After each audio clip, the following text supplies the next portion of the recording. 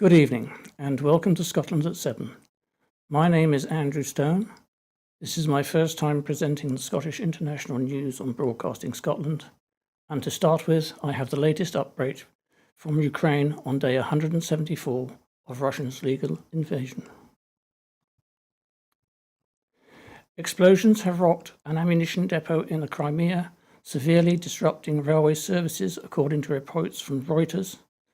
Moscow's senior representative in the region, Sergei Aksyonov, said 2 people were wounded. Railway traffic was halted and around 2,000 people were evacuated from a village near the military depot. Ukraine has hinted at involvement but has not explicitly claimed responsibility. It comes after another reported explosion at a substation in Crimea. The Russian Defense Minister, Sergei Shoigu, has said Russia has no need to use nuclear weapons in the Ukraine. During a speech at the Moscow International Security Conference, he alleged that Ukrainian military operations were being planned by the US and the UK, and that NATO had increased its troop deployment in Eastern and Central Europe several times over. Russia's Black Sea Fleet is struggling to exercise effective sea control, with patrols generally limited to the waters within sight of the Crimea course, according to the latest UK intelligence report. The Black Sea Fleet continues to use long-range cruise missiles to support ground defences, but is keeping a defensive posture, the UK Ministry of Defence said in its daily intelligence bulletin. Vladimir Putin has said Western countries are seeking to extend a NATO-like system into the Asia-Pacific region. Delivering the welcome address at the Moscow International Security Conference, Putin said the US was trying to drag out the conflict in the Ukraine. Ukraine has received 6 more M109 howitzers from Latvia, its Ministry of Defence, Alexei Zheshovkov, announced. 3 civilians were killed and 2 wounded by an explosive device while swimming in the Black Sea in the Ukrainian southern region of Odessa, local police said. The UK military is training 10,000 Ukrainian soldiers in marksmanship, battle first aid, and urban warfare. UK trainers aim to turn the raw recruits into battle-ready soldiers in a matter of weeks. Ukraine's parliament has extended martial law for a further 3 months.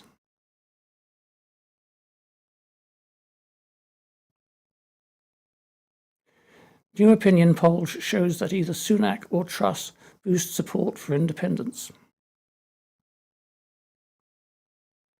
The SNP has said that the Tory leadership hopefuls visiting Scotland today should apologise for their part in creating the UK cost of living crisis. Speaking ahead of a hustings events with Tory members in Perth tonight, the SNP Westminster leader, Ian Blackford, pointed to Rishi Sunak and Liz Truss's part in years of savage cuts to public services and a cruel welfare freeze that has pushed those on the lowest incomes into hardship. The Perth hustings coincide with a new opinion poll which shows that both Sunak and Truss would boost support for independence, regardless of which one becomes Prime Minister. The poll by the Diffley Partnership showed that both candidates move more no voters to yes than move yes 2014 to no. Sunak, 13% of no voters more likely to vote yes versus 5% of yes voters more likely to vote no. Truss, 15% of no voters more likely to vote yes versus 4% of yes voters more likely to vote no. Ian Blackford said, the only thing Rishi Truss and Liz Truss should be coming to Scotland to do is to say sorry for their part in the spiralling Tory-made cost of living crisis, which they have directly contributed to. but the fact that new polling evidence showed that both of them would boost support for independence, regardless of who becomes Prime PM, should tell them all they need to know about how they are seen by the vast majority of people across Scotland.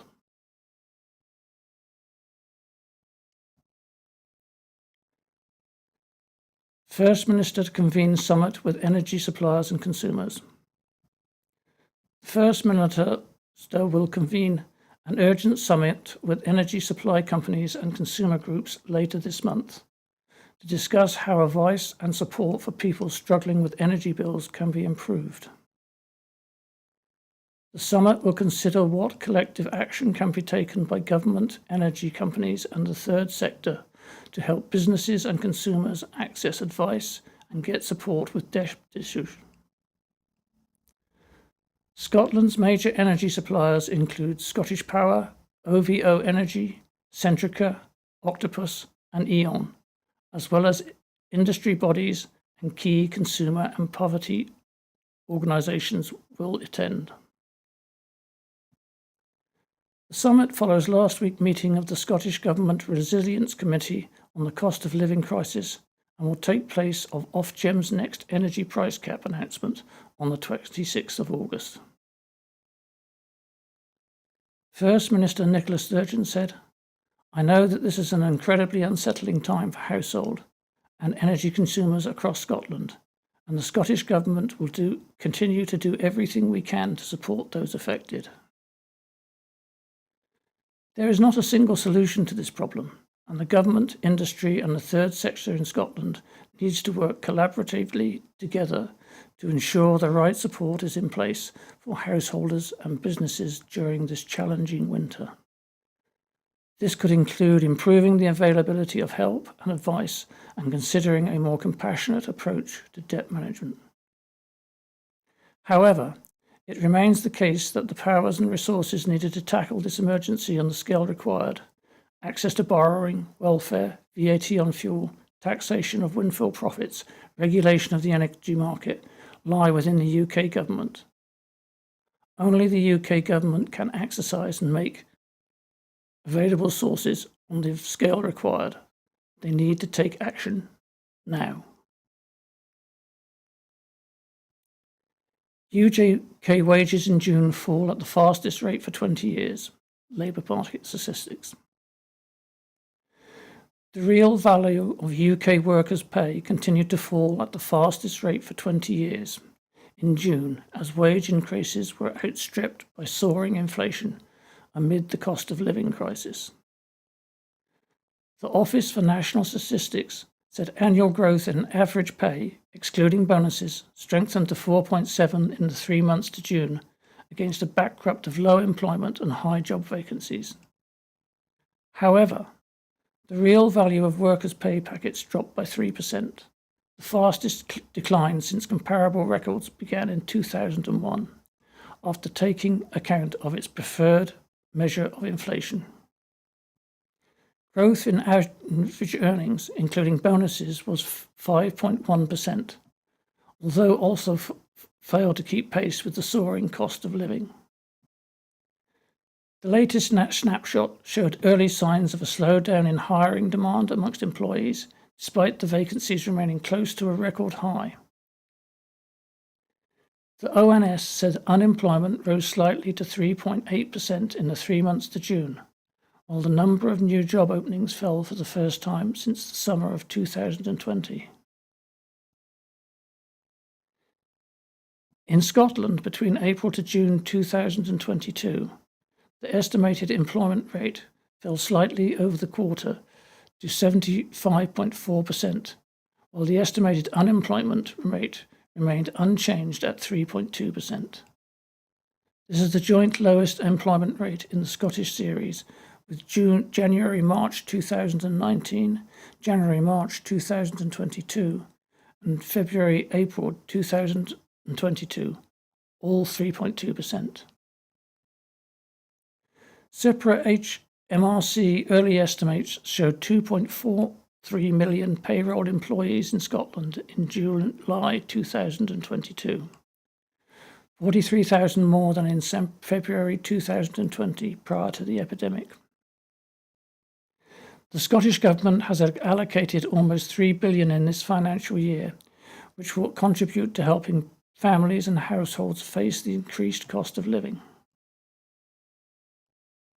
Commenting, the Scottish Government Employment Minister Richard Lochhead said, "The Scottish economy and the labour market are continuing to show resilience. Although the unemployment rate has decreased slightly over the quarter, the unemployment rate was a joint record low in the Scottish series. Additionally, the employment rate for women in Scotland was the highest since the Labour Force Survey estimates were first published in 1992.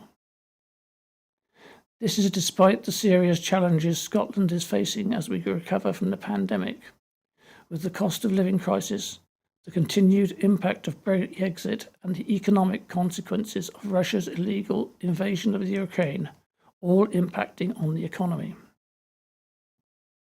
The Scottish Government has added its voice to the call from the businesses for measures related to energy prices, VAT reduction, staff shortages, and handling business loans, direct support which falls in the reserved responsibilities of the UK Government.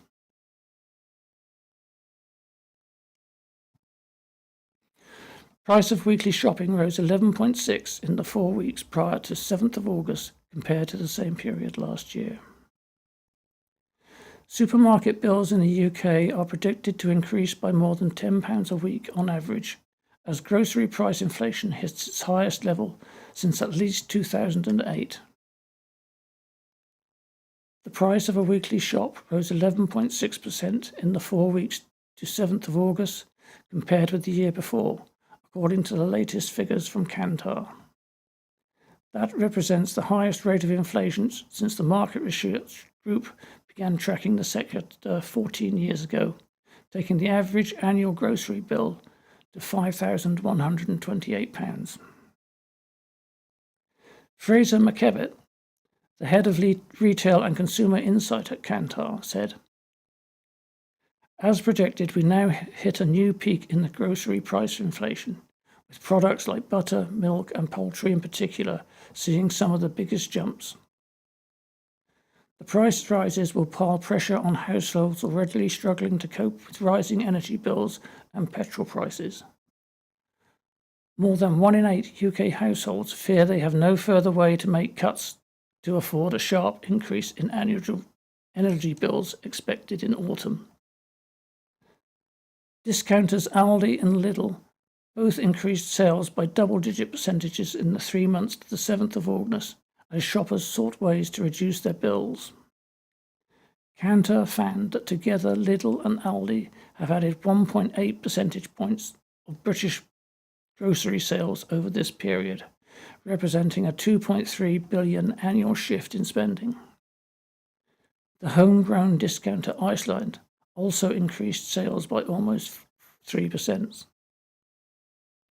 Aldi is close to overtaking Morrisons to become the UK's 4th largest supermarket. Its market share rose 0.9 percentage points, 9.1%, a fraction behind Morrisons on 9.3%. Waitrose, Morrisons, and independent stores all saw sales fall back as overall grocery market rose 2.2% in the 3 months.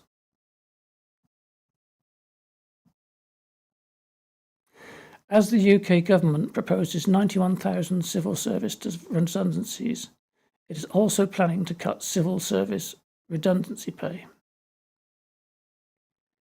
UK Government ministers are planning to reduce redundancy pay for civil servants while cutting 91,000 civil service jobs, setting up a bitter confrontation that unions warned may lead to legal and industrial action.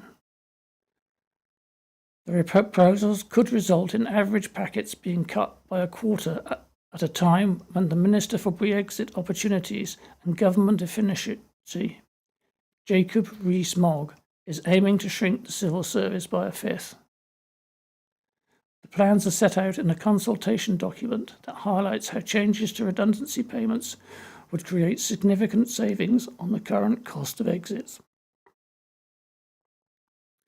The Cabinet Office insisted the proposed redundancy pay cuts would have happened regardless of the planned headcount reductions, which could result in the civil service being scaled back to the size it was in 2016.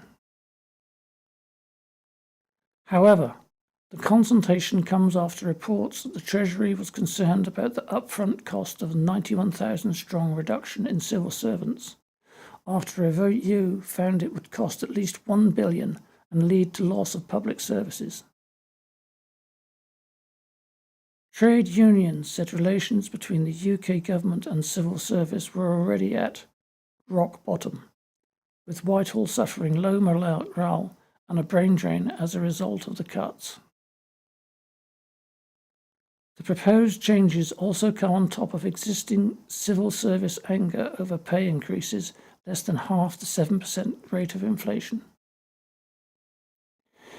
Unions have also been angered by the refusal of ministers to meet to discuss the 91,000 headcount reduction, with one senior source saying this lack of engagement was unparalleled in my experience. A previous effort by the government to cut civil service redundancy pay ended up being blocked in the courts in 2017 on the grounds that ministers had failed to consult sufficiently with trade unions. Unions said they were shocked by the decision to go ahead with the consultation on reducing redundancy pay at the same time as proposing job cuts, and that it was unclear whether the plans to shrink the civil service to 2016 levels would be done on current or revised terms. Report finds no improvement in school attainment gap in England for 20 years. The attainment gap between poorer pupils and their better-off classmates in England is now just as large as it was 20 years ago, according to a damning new report which says the coronavirus pandemic is likely to have increased the inequalities in education. The landmark study, based on research carried out for the Institute of Fiscal Studies, IFS, and funded by the Nuffield Foundation, found that disadvantaged pupils start off behind their better-off peers and that those inequalities persist through their school years and beyond, eventually having an impact on earnings. The authors state there is overwhelming evidence that the education system in England leaves too many young people behind, and despite decades of policy focus, there has been little, if any, shift in the gaps in educational attainment between children from different backgrounds. The report said, despite decades of policy attention, there has been virtually no change in the disadvantage gap in GCSE attainment over the past 20 years. While GCSE attainment has been increasing over time, 16-year-olds who are eligible for free school meals are still 27 points less likely to earn a good GCSE than less disadvantaged peers. At their start of their educational journey, just 7% of English pupils eligible for free school meals reached a good level of development at the end of reception in 2019, compared with 74% of their better-off peers, the report notes. Failure is baked in at an early stage, the authors say. Fewer than half of the disadvantaged children reached expected levels of attainment at the level of primary school, compared with 70% of their better-off peers. Of those who do achieve the expected level, just 40% of the disadvantaged pupils go on to receive good GCSEs in English and Maths, compared with 60% of better-off students. Perhaps the biggest failure of the education system, the report suggests, is that those leaving school with poor GCSEs, there is a lack of clear path and second chances, leaving millions of disadvantaged throughout their lifetimes.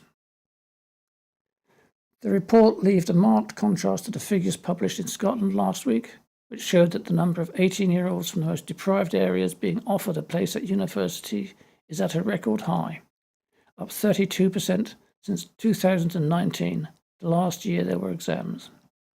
In June, almost 9 out of 10, 87% of head teachers in Scotland said improvements have been made in closing the poverty-related attainment gap, despite the impact of the COVID-19 pandemic.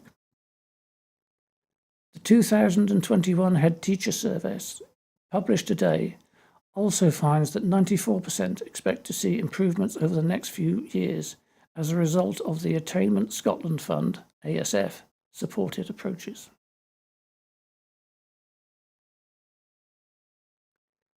Rudy Giuliani, a target of Georgia's criminal probe into the 2020 US election. Rudy Giuliani, ex-resident Trump's personal lawyer, who helped lead challenges to the 2020 election results, said on Monday that he is a target of a criminal probe in Georgia, which was examining attempts by Trump and his allies to overturn the election. Giuliani is scheduled to testify on Wednesday before a special grand jury in Fulton County, encompassing most of Atlanta, after a judge ordered him to comply with a subpoena. Giuliani appeared before the state lawmakers in December 2020, echoing Trump's false conspiracy theories about stolen ballots and urging him not to certify Democratic President Joe Biden's victory. The Fulton County probe began after a January 2021 recorded phone call in which Trump urged the state's top election official to find enough votes to alter the outcome. The former president has repeatedly asserted falsely that he won Georgia as well as the 2020 presidential contest. The special grand jury was convened in May at the request of County District Attorney Fani Willis, in part due to its subpoena power.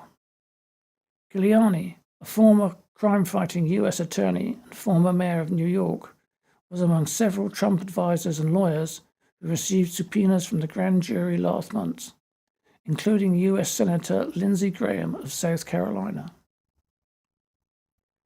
On Monday, a federal judge ruled that Senator Graham, a close Trump ally, must testify before the grand jury for phone calls he made to the same official, Georgia Secretary of State Brad Raffensperger, who received Trump's January 2021 call. The court finds that the district attorney has shown extraordinary circumstances and a special need for Senator Graham's testimony on issues related to alleged attempts to influence or disrupt the lawful administration of Georgia's 2022 elections, U.S. District Judge Lee Martin May wrote in an order. In a statement, Senator Graham said the phone calls were undertaken as part of his constitutionally protected legislative duties and that he would appeal the decision. In court filings, prosecutors have said Graham explored the possibility of re-examining absentee ballots in calls that certainly to be interconnected with Trump's efforts to reverse the election outcome. Trump faces a litany of probes into his conduct. In addition to the Georgia case, a congressional panel is investigating his involvement in the January 6, 2021 attack on the U.S. Capitol by Trump supporters. Last week, FBI seized classified documents from his Florida estate that he was suspected of removing from the White House. A search warrant released publicly on Friday said federal authorities were investigating possible violations of the Espionage Act, among other laws. In New York, the Attorney General's Office and the Manhattan District Attorney's Office are conducting parallel civil and criminal investigations into whether Trump improperly inflated the value of his businesses. Trump refused to answer questions from the New York Attorney General's office last week, citing his constitutional right not to incriminate himself.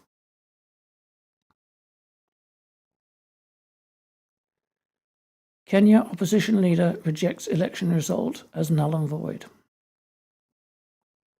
The Kenyan opposition leader, Raila Odinga, today rejected as null and void the result of a presidential election he was declared to have lost, adding that Kenya's democracy faced a long legal crisis.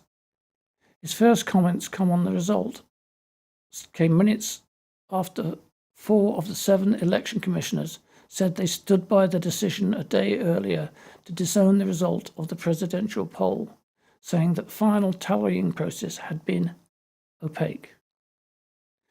Mr. Odinga told a news conference, "Our view is that the figures announced by the Electoral Commission Chairman Wafula Chebukati are null and void and must be quashed by the law court." He broadcast the dissenting Commission members' news conference at his own venue before taking the stage. Speaking for the group, the Electoral Commission Deputy Chair, Juliana Chirera, said the results that gave the Deputy President, William Ruto, a wafer-thin victory over Odinga were erroneously aggregated. She said the elections had been conducted in a proper manner. Chebukati declared Ruto the winner on Monday with 50.49% of the vote against Odinga's 48.5%. Minutes earlier, his deputy, Chirera, told a meeting at a separate location that she and 3 other commissioners disowned the result. The dramatic events of Monday have raised fears of violence, such as has been seen after previous disputed polls. In 2017, more than 100 people were killed after the Supreme Court overturned the result, citing anomalies in the voting processes. A decade earlier, more than 1,200 people were killed in widespread violence after the 2007 presidential vote. With memory still fresh of post-election bloodshed in usually stable Kenya, Odinga has faced calls from home and abroad to commit to resolving any concern over the election outcome in the courts. Strategy to make NHS Scotland net zero by 2040. A new national strategy aiming to make the NHS environmentally sustainable has been launched at Scotland's first low-carbon new build hospital. The Balfour Hospital in Kirkwall, Orkney, is fully electric with air-to-water heat pumps generating all hot water and heating, and has solar panels to reduce reliance on the grid. The NHS Scotland Climate Emergency and Sustainability Strategy targets 5 crucial areas for achieving net zero are: buildings, ensure well-insulated, efficient and using renewable heating systems. Travel, low-emission electric vehicles are making it easier for staff, patients, visitors to travel to NHS sites by public transport or bicycle. Goods and services, cutting emission in the supply chain, reducing the goods and materials used, as well as reducing the use of single-use instruments. Care, reduce the use of emissions from medicines such as metered dose inhalers or anesthetic gases.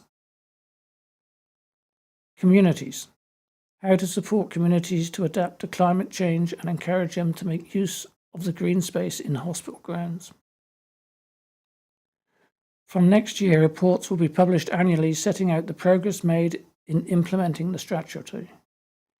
Visiting the Balfour Hospital, Health Secretary Hamaza Yousaf said, "As we continue our efforts to push ahead with recovery of health and social care after the such challenges of the last 2 years, we need to think long-term about how to make services more sustainable. With such a large estate, environmental sustainability is a key part of that for the SHS, so I'm pleased to be able to launch this strategy today. Our approach will help us to build on the great work which has already been done to accelerate our efforts to cut greenhouse gas emissions and to become environmentally sustainable. As well as the environmental impacts, I am very mindful of the recent increase in energy prices, and there is a clear benefit in reducing energy use and increasing efficiency in everything we do."